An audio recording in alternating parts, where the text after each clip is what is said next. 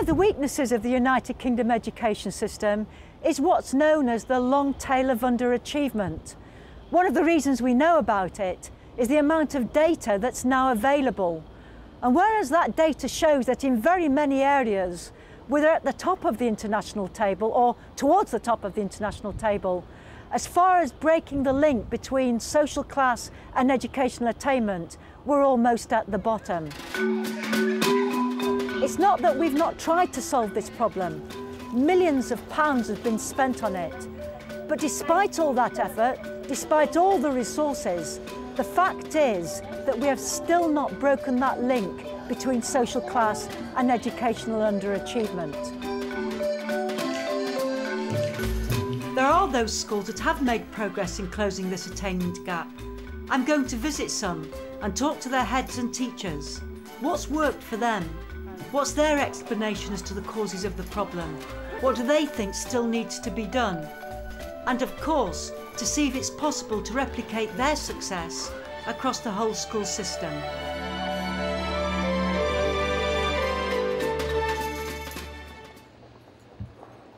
Groups of children underachieving isn't a new problem, but there has been a lot of research published recently. Robert Casson is the joint author of a report published by the Joseph Rowntree Foundation. We found, contrary to what you hear a lot of the time about badly performing ethnic minorities, that by many measures, the white British children are doing much worse than they should. And really what our report is about poverty and disadvantage, and it's those children who are behind before they ever get to school, whose problems are not being picked up in primary school, and then various ways in which disadvantage is unhelpful to them in secondary school. So yes, it runs right the way through. Of course, lots of them make it. I was going to say that there's a real danger, isn't there, that we almost imply all poor children do badly.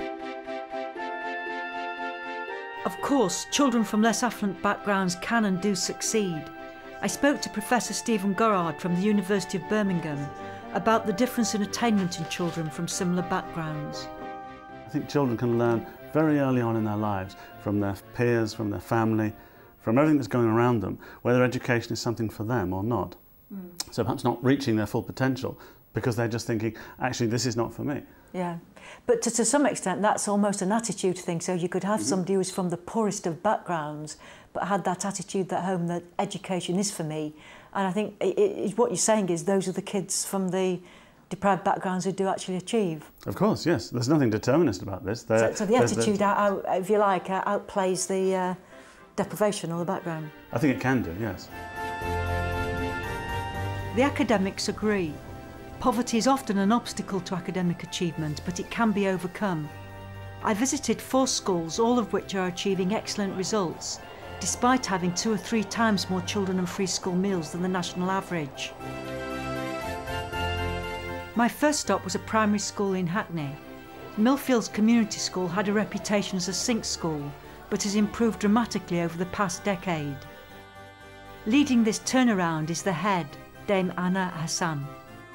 I felt that in order to raise the standards in this school, I needed a 3-way process. I needed to work on the children, I needed to work with the staff, and I needed to work on the parents as well.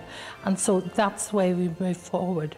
Let's just talk a little bit about the importance you place on working with parents. But you're saying that the school's important, but unless you tackle what's going on at home, are you saying it almost makes it impossible for the school to deliver the goods? I am saying that. Unless I got the parents on board to support us by helping them to understand what needs to happen to support their children, what about the rigour, what about going to bed early, what about not allowing them to watch TV all the time, what about them coming in and asking us, well, what are we doing? This is what we're doing, this is how you can support us. And what kind of response do you get from the parents? It was very slow to start because parents weren't used to coming into the school, and in fact I had to go and stand out in the playground, which I do every day anyway, and talk to the parents and actually treat them with respect. Anna's work with parents started years ago when the Millfields site housed only a primary school. Now it's an extended school with a children's centre, after-school clubs and a base for community learning. As results improved, the middle classes who previously avoided the school began to send their children there. That has really helped the balance of the school. It has really upped the ante. It has raised aspirations in class. It has done a lot. The social mix has made it easier. Would it have been possible without that social mix? That's a difficult question. I think that perhaps we may have had some difficulty because aspirations are very important, and a lot of our children are now mixing. Before, many of our children didn't mix with the middle class families. Although we have the high expensive houses very close to the school, many of those families didn't choose this school. They were going elsewhere. They now come, and I think it has helped, you know, because the children come in and they go to each other's houses, the parents now talk and they meet with each other and so on. We're going to have some nice ice cream. Integrating the community into the school has obviously helped raise standards at Millfields, but it's not the only way they motivate their children to learn. Okay, so very pleased to have a green garden in our school. Oh, it is green. Kim Price, responsible for extended services at Millfields, showed me round their new roof garden. We've got our wormery, which children are completely fascinated with. Oh, wow. The garden is not just used for growing plants, fruits and vegetables. It's also used for art classes and even inspires the children to eat healthily. We have one child who didn't eat any vegetables at all, and he loved them, wolfed them down, so we sent some green beans home with him for his parents to give him for tea that night. We'll do that now. Yes. Yeah. And to see the little ones up here with watering cans watering, it's just beautiful. Anna and Kim place a huge emphasis on tracking the progress of every pupil who walks through the door. Like Robert Kassan in his report, they know that a large number of white working class children are lagging behind. If you look at it in percentage terms, each of these minority ethnic groups is around 2% of the total. Nearly 80% of all students are white and British. They have the most persistent low achievers. There's more of them, if they have a bad start, are still doing badly at age 16. This is true for primary and secondary schools. Kim has experience in both. They start disappearing actually from the statistics in a sense. Just vanish, don't They vanish, their truancy figures are higher. Yeah. You see a higher exclusion rate among ethnic minority pupils, but a lot of the potential white working class children have already made the decision that school is not for them. They are not going to get anything worthwhile out of it. In a sense almost that they don't need it. What age do you think that starts? I think it starts around as early as year 8. And I would have said possibly later, but they have already built up that feeling of failing in the system from a very, very early age. That's when it comes to light almost, it's not when it actually starts. Very interesting. It's inspiring to see what Millfields offers the community. But with all schools, funding can be an issue. So how do they afford it? Belligerents, looking very, very hard to find the money and making applications where we see possibilities. I think we're very good at knowing what we want to achieve and where our priorities are and where our needs are. Just stop there. That means sometimes that the school takes a decision to invest in the under 5s, which, you know, not taking SATs, not in the performance tables, because you know that's where it might make the difference. Yes. Milan, why don't you sit down over there? Why do other schools not make it? I mean, this is one of, for politicians, this is one of the great mysteries. We've got you here, we've got standards that have increased, you've had the same initiatives, you've not had that much more money than similar schools would have. Why does it work here and why doesn't it work elsewhere? Well, I think, I mean, I never believed this before, but more and more I'm come to the point of leadership, and that's about developing leadership in school. It's not about one person, the head. It's about having a team of leaders. It needs more than being just a good teacher, because being a leader is a different kettle of fish. And I think you need to be courageous. You need to just, we're very courageous here. We don't listen to anybody who don't agree with them.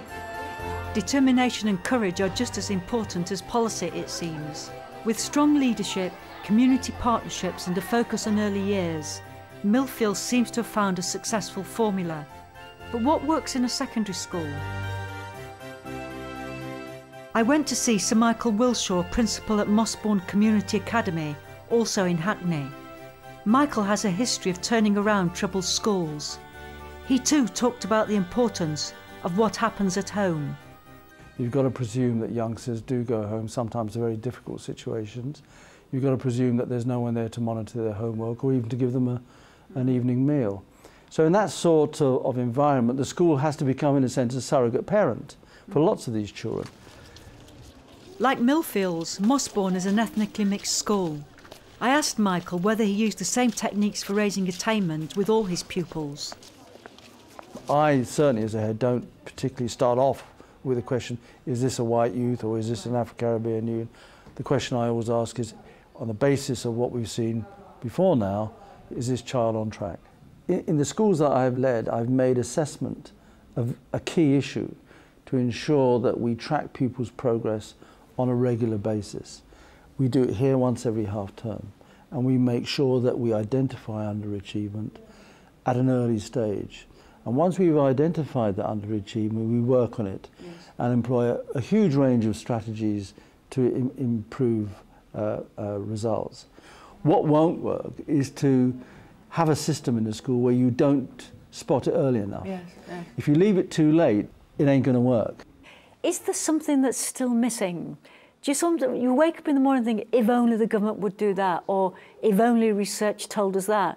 What I don't want is to turn up tomorrow morning and have another wad of paper on my desk announcing another major initiative. What we've got to do now is to make sure that we build a good infrastructure, hence a place like this. That's important. But also that we ensure that we have good quality people, because people make the difference at the end of the day. We shouldn't be too pessimistic. After all, it's only in the last 10 to 15 years that education has been given the priority that I think it deserves. Yes. Now there's a political will to make the difference. Now more money is coming in, and people are worrying in the way that they're doing at government level about the attainment gap and about reducing it. I think you'll see over the next 20 to 50 years major improvements in closing that gap. That seems a long time, but I suppose it is a generational change. One of the most striking things about Robert Casson's report was what it said about a group of white working class children who fall behind by the age of 3 and never catch up. Stephen Gorard explains why he thinks this happens. There are particular families, and they're living in particular areas and regions of the country, who have, say, several generations who've left school at the earliest opportunity and have minimal educational qualifications, and perhaps have long-term histories of unemployment. I think that's probably the biggest single difficult to change group. I went to Sunderland, a city rebuilding itself following the closure of its mines and shipyards. It's predominantly white, with very little inward migration from either overseas or from other parts of the United Kingdom. Its results are improving significantly, but still too few young people carry on in education after leaving school. Sandhill View is a success story.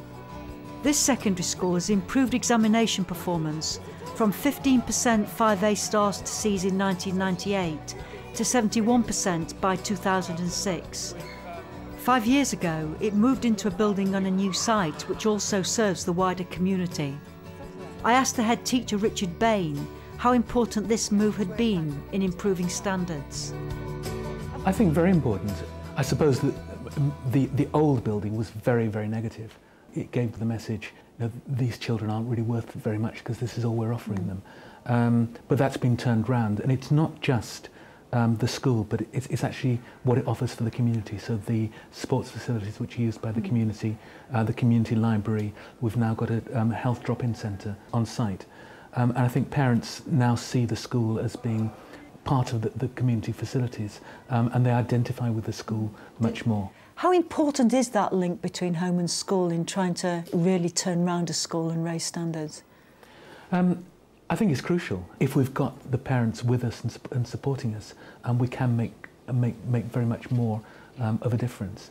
I think for us, we see the key issue with our pupils as being their aspirations, and we need to both to change pupils' aspirations for themselves, but also the parents aspirations for their children. So we need to be engaging with both if we're going to make any change to that. I mean, I make the assumption that probably most of your parents haven't themselves been to university. Yes, They've not that been, would be the case. and yes. on the whole not got professional jobs that have needed lots of qualification beyond school. So that's a big cultural change for parents, isn't it? It is, and if you can't get them in to talk to them, you can't start to make those changes. But I think we are getting a much better dialogue with our parents. As with Millfields, it seems that involving parents is key to raising aspirations and attainment. But what else works? We do a great deal of work in terms of pupil tracking. Right. And so knowing exactly which pupils are underachieving in which subjects, and not just in which subjects, but which parts of which subjects. And then targeting those pupils, and particularly ensuring that where there is coursework, that they get the coursework completed.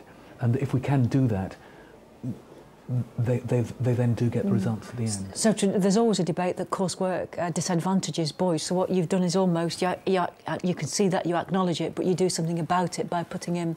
That's right. You know, there is somebody standing over them, making sure that the coursework actually gets done and gets completed and isn't pushed aside and forgotten. So, I mean, you're basically talking about tailor-made support for each child. Is there a gender difference in the support that you're having? Is that the way it works out when you actually look at what you're doing? Not really.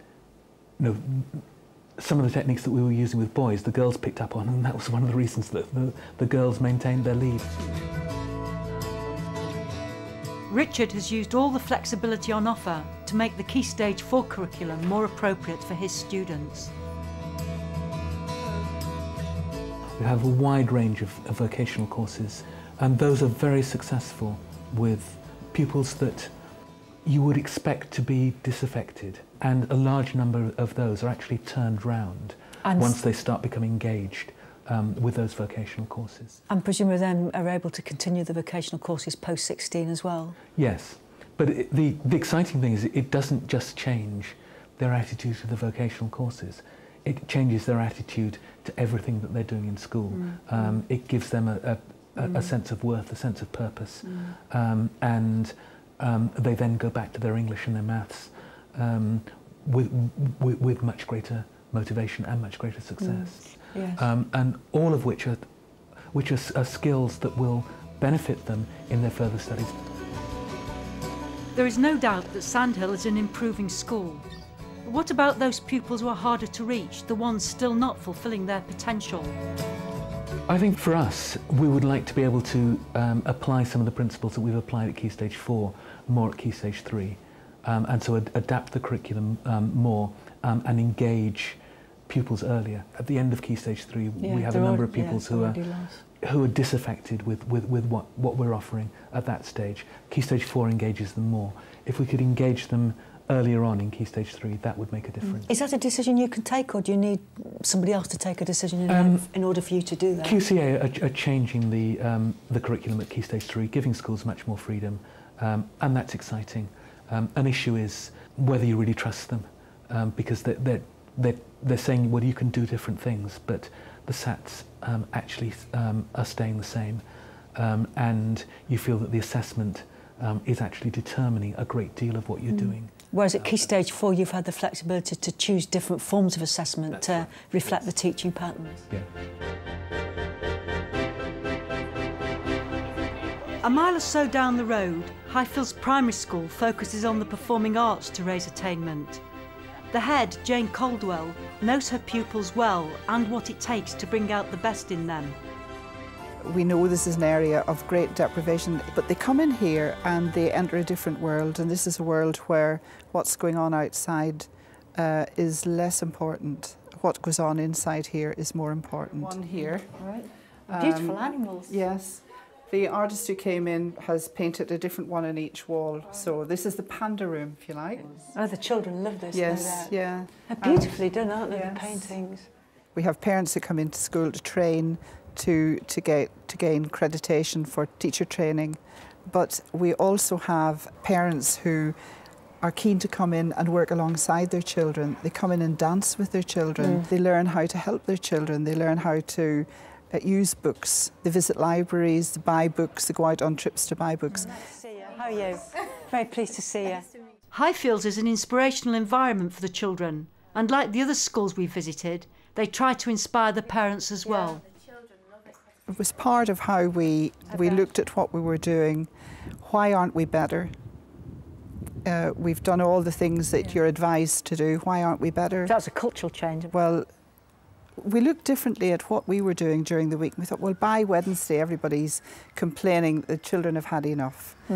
So instead of trying to make the children fit the curriculum, we said, well, let's make a curriculum that fits our children. I think you have to know your school and your children and your staff very well to be able to do that, and to have the confidence to step out on your own.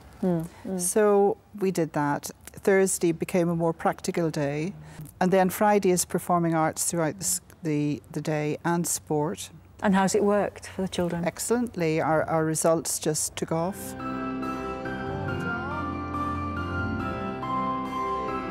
What is it about creativity that you think raises standards right across all areas of the curriculum? I think the most important thing is the raising of self-esteem, because a lot of children have the can't-do idea of anything new, and we try to create a can-do atmosphere in this school. As a nation, we're not good at shouting our own praises. Now, that's not so here. I think that teachers as well are so used to being criticised and urged to do better that they forget how good they are. But you see, that's the role of a head teacher. I feel that my job is to publicise the excellence that takes place here, and I enjoy doing that. That's at local level, that's what heads can do in their own school to create this culture. Can government do it from a national level, and have any of those initiatives helped you at all? Well, those initiatives that probably carried some money attached will have done some good. I think Every Child Matters was a clever way of stating in 5 sound bites, if you like, all that was needed. I think if every school delivered Every Child Matters, then and believed in that philosophy, then I think that would go some way towards turning things round. I think a big step and a big leap in faith on the government's part would be to do away with the SATs. I think teacher assessment has become so accurate now and so skilled that if this could be done, it removes an enormous pressure on schools that at the moment are not achieving well. You know, it must be a dread to come out. To wait for the league tables to come out and think, oh my goodness, you know. I mean, in any table, no matter how well everybody does, there's got to be someone at the top and someone at the bottom. Are you an optimist about our ability as a nation to really close the attainment gap? Absolutely. I mean, if we can get it right, then anyone can. There's no magic formula.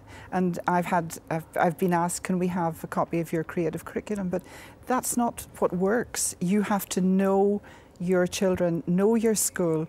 What is it that isn't happening here? Now, performing arts is our solution, but it mightn't be yours. It might be sport, might be IT, it might be something else. But that sits on a very firm foundation of tracking and target setting. And I think the big answer is it's nothing magic or different about what's going on here. It's what's possible, but you do have to know your school. And it doesn't always happen. Sunderland and Hackney might be hundreds of miles apart and very different places, but the schools all use data as one of their tools to raise standards. When I returned to London, I wanted to know if we could do any more with data, so I spoke to Dr. Ian Shagan, the head statistician at the NFER. I don't think that nationally we always collect the right sort of data in order to help us to understand the mechanism which would lead to underachievement. What we don't have is the stuff which is about pupils' attitudes to reading, attitudes to their subject, but also attitudes to school, whether they feel safe, whether they're being bullied. and also parental attitudes, parental motivation, you know, how they feel about education. All these things I think can be quite important in terms of underachievement. And it's reliable data? It can be, because actually, you know, our experience, if you ask the right questions and collect the data carefully in such a way that pupils feel that their opinions are valued, that they won't go straight back to the teachers, that they can reply in confidentiality, that we find that we actually can get reliable and accurate scales. What you're saying there is, let's ask questions that really explain why those children are underachieving, rather than just who they are. So it's how's it happen? It's breaking down their lifestyle, what happens to them in school and at home, and trying to understand better so we can do something about it. Yes, I mean, if you really want to know why children aren't achieving, why not ask the experts? Why not ask the children themselves?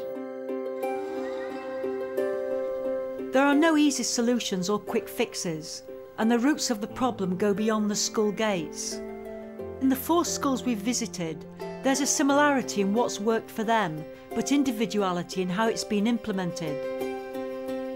But the question that's been most difficult to answer is why the problem is greater in the United Kingdom than elsewhere.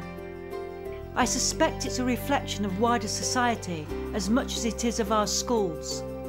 It's our attitude to class and poverty and our national ambition.